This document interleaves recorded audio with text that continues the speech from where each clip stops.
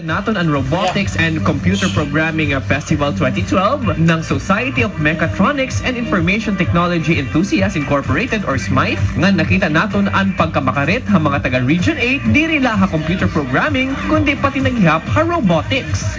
Mga kapamilya, kasama ko naman isa sa mga participants sa Robotics Division ng SMITE activity, si Sir Rafi. Hello Sir Rafi, ano ba yung concept behind your robots na ginawa at dinala ngayong hapon?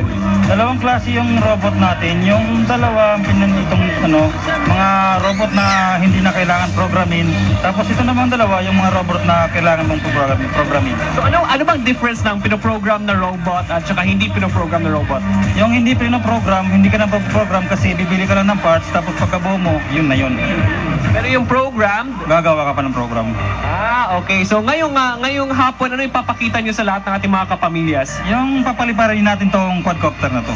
Paano ba siya lumilipad? Paano ba yung concept niya para lumipad, sir? May apat na siyang motor, tapos magbabalance siya, tapos yun lilipad.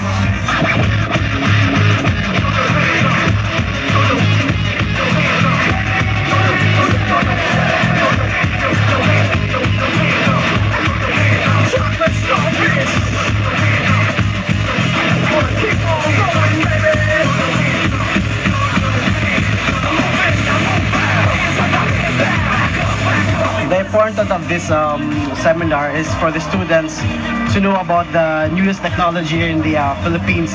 So I'm inviting all enthusiasts, robotics enthusiasts, IT enthusiasts out there na wala dito ngayon.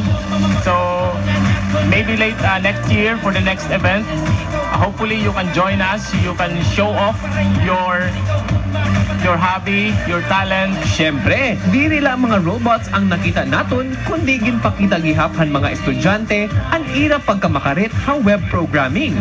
Maraming salamat to SMITE for inviting ABS-CBN at MOR sa Robotics and Web Programming Festival 2012 at syempre sa lahat po ng mga organizers and student participants. Saludo ang ABS-CBN at MOR sa inyong galing. Ito si Uncle Mac para sa Scat Patrol.